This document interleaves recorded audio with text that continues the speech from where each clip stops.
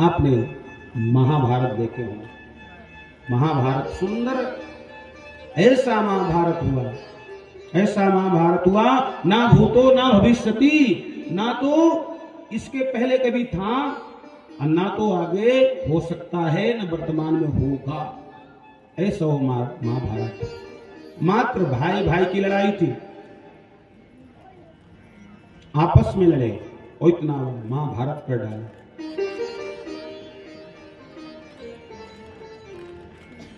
दोनों भाइयों में इतना युद्ध हुआ, इतना सैनिक मारी गई, तो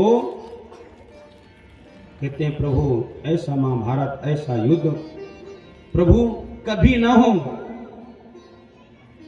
भाई भाई का झगड़ा, इतना विवाद, तो किसके लिए? मात्र बंटवारे के लिए।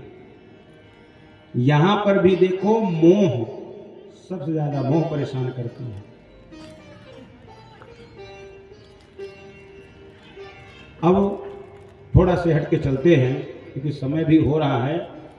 देखिए महाभारत कहां से प्रारंभ हुआ, तभी तो समझ में आएगा। चलते हैं अंबा, अंबिके, अंबालिक, ये तीन बहन। यहां से सृष्टि आगे बढ़ती है इन कुरुक्षेत्र की। इन्हीं में जैसा आप अंदर और जाएंगे तो और समय लगेगा। इनमें से आगे परिवार में से कहां बढ़ता है? धृतराष्ट्र। धृतराष्ट्र हुए जो अंधे हुए, और विदुर हुए दासी पुत्र, और पांडव। तो इनका विवाह भी हुआ समय से।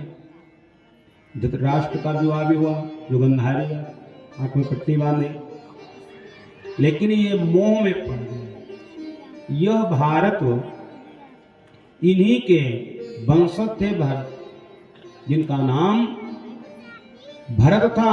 वो भरत अपने राज्य में अपने पुत्र को राजगद्दी में नहीं बैठाए, दूसरे को राजगद्दी में बैठा दिए, क्योंकि राजा का अधिकार है जो जिस लायक है उसको उसी स्थान पर पहुंचाना चाहिए, वो चाहे स्वयं का पुत्र हो या तो कोई भी व्यक्ति हो। भरत ने अपने पुत्रों को राजगद्दी में नहीं बैठाया, लेकिन आज धृतराष्ट्र उन्हीं के परिवार में अपने पुत्र को चाहता, मेरा पुत्र राजगद्दी में बैठे। तो गांधारी कहते इनके संतान बहुत थी, 100 संतान,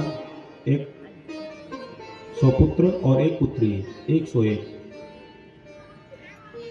ऐसा इन लोगों का चला। इधर पांडु पे परिवार में ही विवाह हुआ कुंती और माद्री, इनके भी संतान हुए। अब इनके संतान का प्रादुर्भाव कहते हैं हो सकता है, क्योंकि इनको अगर पीछे हो जाएंगे तो और समय लगेगा। कथा तो बहुत बड़ी है, 7 दिन में पूरी हो नहीं सकती है। अब इनको श्राप था कि जैसे अपने पत्नी के साथ रहेंगे और कामना पुत्र की करेंगे तो निसंदेह मृत्यु हो जाएगी पांडु। तो ऐसा हुआ नहीं, लेकिन कुंती प्रभु की कृपा थी कि वो बहुत ही संतों की सेवा करते, तो संत ने उनको वरदान दिए थे कि हम आपको वरदान देते हैं, ये श्लोक देते हैं, ये मंत्र देते हैं, इस मंत्र को सिद्ध कर लीजिएगा, जिस देवता को आप बुलाओगे वो देवता आ जाएंगे आप। तो उन्होंने एक बार इसी तरह परीक्षा ली, सूर्य भगवान को आवाहन कर दिए, सूर्य भगवान आ गए। उस समय कुंती 18 वर्ष की थी, विवाह हुआ नहीं था, लेकिन सूर्य भगवान आए तो बोले, पुत्री बोलिए क्या चाहिए? बोले कुछ नहीं, हम तो ऐसे ही आए थे। बोले ऐसे ही? बोले हाँ। बोले हम आए तो कुछ दे के ही जाएंगे। बोले हम तो परीक्षा ले रहे थे, परीक्षण कर रहे थे शब्दों का, आपके मंत्रों का अभिमान करके कि हम सिद्ध हुआ कि नहीं। बोले हम तो आ गए लेकिन आपको कुछ दे के जाएंगे। तो सूर्य भगवान ने एक पुत्र की प्राप्ति पुत्र को दे के, जिसको हम कर्ण कहते हैं। अब कुंती डर के मारे कि मैं क्या करूं, समाज मुझको क्या कहेगा, तो बहा देते हैं, जिसको आगे चल के प्रभु ने बहुत सुंदर राधे नाम से जाना जाता है। कर्ण की प्राप्ति हुई। इस तरह से पहला पुत्र कुंती का। अब अर्जुन, भीम, नकुल, सहदेव, युधिष्ठिर, इस तरह से 3 तो कुंती की थे और 2 पुत्र माद्री के लिए तो जो सहदेव और नकुल हुए। अब ये 5 लोग हुए, क्योंकि उनके 108 पुत्र थे। 108 पुत्र के जो सबसे बड़ा लड़का था वो बहुत दुष्ट था, दुर्योधन, बहुत दुष्ट था। यहां तक कि बहुत ही परेशान किया पांडवों को, 7 तरह से परेशान कर दिया। जंगल में गए, लक्ष्य ग्रह बनाए, मारने के लिए कोशिश किए, इंद्रप्रस्थ बनाए, किसी तरह से ले दे करके उसको भी ले लिए, जुआ में खेले, देर भर के उनके साथ रहे। लेकिन फिर भी 5 पांडवों ने अपना सत्य नहीं छोड़े, अपने सत्य पर रहे। फिर भी उन्होंने बोले, कृष्ण भी गए, समझाए, किसी की बात नहीं दुर्योधन, धृतराष्ट्र को बताया, लेकिन धृतराष्ट्र यही बोलता था कि नहीं, इतना पिता पुत्र के मोह में, ऐसे पिता नहीं होना चाहिए। आज पिता पुत्र के कारण पूरे अपने वंश को नष्ट करना चाहिए। ऐसे हुआ। इनके तो 100 पुत्र, तो सोचे हम लोग तो 100 हैं, ये तो 5 हैं, क्या करेंगे, इनको कुछ नहीं देंगे। इसी तरह युद्ध हुआ, देश भर की बातें हुई, जुआ में खेले, उनके बहुत द्रौपदी का चीरहरण हुआ, नाना प्रकार का कष्ट। लेकिन जब युद्ध हुआ तो इनके पास बहुत सारे सैनिक, ये बेचारे 5 कौरव और पांडु के नाम से जाने गए। इनका युद्ध हुआ। तब जब कौरव सारे सब मारे जाते हैं, मात्र 3 लोग ही बचे थे, अश्वत्थामा, दुर्योधन और उनके बस 3 बचे। उस समय भीम ने उनके जंघाल को तोड़ दिया। वहीं पर पड़े हुए प्रभु का गुणगान किए कि प्रभु मैंने अच्छा कर्म किया जो मुझको ऐसा मिला।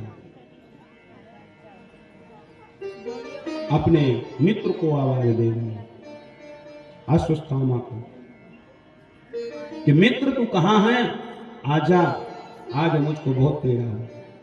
मेरे सारे मित्र तो मेरा साथ दिए हैं, कर्ण, अंगदेश को, बहुत लोग जितने थे सब मेरा साथ दिए, लेकिन आज कोई साथ देने वाला नहीं है। अश्वत्थामा, इस समय तुम कहां हो?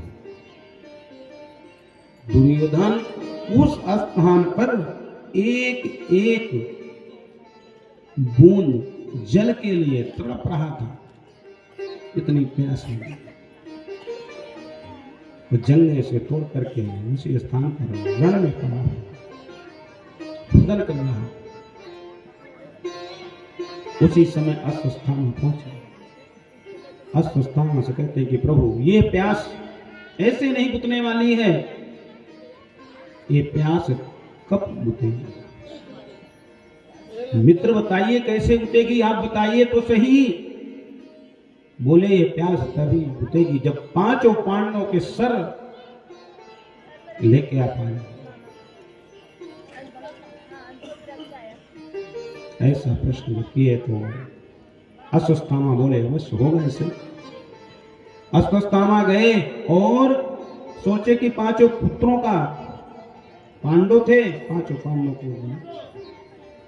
वहां पर जाते हैं कि प्रभु की ऐसी कृपा, कहते ना जाको राके साइया, कन्हैया ने क्या उपाय किए कि उस दिन 5 पांडवों के पुत्रों को लेकर के दूसरी जगह ले गए। लेकिन उसी समय ये पांचों पुत्र अर्जुन के, ये भी 5 थे, एक एक पुत्र की प्राप्ति थी। अर्जुन के 2 पुत्र थे, अभिमन्यु, तो युद्ध में मारा गया। उनके जगह में जाकर के उनके 5 पुत्र बने। जब उनके 5 पुत्र लेट गए, इधर अस्वस्थामा जाते हैं, उनके सर काट करके लेके आ जाते हैं।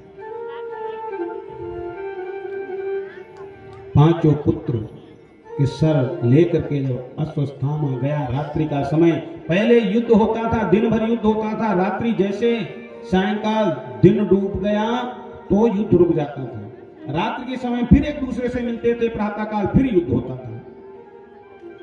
रात्रि का समय था, अस्वस्थामा रात्रि के कारण समझ नहीं पाए और 5 पुत्रों के सर लेकर के आ गए। पांडु के 5 पुत्र सुरक्षित, लेकिन ये 5 पांडवों के पुत्र के सर कट गए। लेके गए, जब उस स्थान पर पहुंचे तो क्या देखते हैं, दुर्योधन ने पुत्रों के सर को देख करके दुर्योधन ने रोदन करने लगा कि अस्वस्थामा आपने ये क्या कर दिया। आज हमारे वंश में, हमारे कुल में कोई ऐसा व्यक्ति नहीं बचा जो पितरों को पितृदान कर सके, तर्पण कर सके, श्राद्ध कर सके, क्योंकि मैं तो गया, अब बचे ये 5 पांडव, ये भी चले जाएंगे, इसके बाद कौन देगा, सारी शाखाएं डूब गई, अब क्या करें। रुदन करने लगे, अस्वस्थामा तुमने बहुत बड़ी गलती करके आ गए। उन 5 पुत्र सर को, चेहरे को देख देख करके दुर्योधन रो रहा है कि आज मैंने अपराध बहुत बड़ा कर दिया। अरे अस्वस्थामा, मैं तो बोला था कि आप 5 पांडवों के लाए तो तुम पुत्रों को ले आए, ये पुत्र आपके क्या बिगाड़े थे। लेकिन अस्वस्थामा क्या सोचा, गलती तो हो गई। इधर दुर्योधन ऐसा दुख सोच सोच करके ही नहीं कि हमारे कुल को कौन जलेगा, तर्पण को श्राद्ध कौन करेगा, ऐसा सोच सोच करके नहीं उसी स्थान पर उन्होंने प्राण को त्याग दिया। इधर प्रातः काल होता है, देखते हैं पुत्र के सर कटे हुए। ऐसी स्थिति में द्रौपदी रुदन कर, कन्हैया ने सभी अर्जुन, भीम, नकुल, सहदेव, सब 5 पांडवों को लेकर के आते हैं। बोले क्या हो गया, बोले प्रभु ये स्थिति हुई है। कन्हैया ने समझा, इधर अस्वस्थामा भी समझ गया था कि निसंदेह अर्जुन मुझको छोड़ेगा नहीं, अर्जुन मुझे छोड़ेगा। अर्जुन को मारने के लिए अस्वस्थामा ने ब्रह्मास्त्र चला दिया। जैसे ब्रह्मास्त्र चला दिया, अर्जुन डर गया। कृष्ण कृष्ण महाबाहो भक्ता नाम अभ्यंतरः, हे प्रभु, हे कृष्ण, मुझको बचाइए। ये अस्वस्थामा ने ब्रह्मास्त्र चला दिया। कन्हैया ने बोलते कि अर्जुन तुमको तो सब कुछ मालूम है, ब्रह्मास्त्र को ब्रह्मास्त्र ही काट सकता है, आप भी ब्रह्मास्त्र चलाइए। अब ब्रह्मास्त्र दोनों तरफ से गया, जब टकराव हुआ, ऐसा विस्फोट हुआ, चमक हुई, और जैसे चमक आई तो दोनों के आंखों में देख नहीं पाए। अर्जुन ने अस्वस्थामा का केस पकड़ करके ले जाकर के द्रौपदी के पास, लीजिए आपके पुत्रों का हत्यारा आपके सामने है, जो दंड देना हो आप दे दीजिए, जो भी दंड देना है आप दे दीजिए। लेकिन देखिए द्रौपदी क्या कह रही है, मेरे पुत्र तो अब सो रहे नहीं,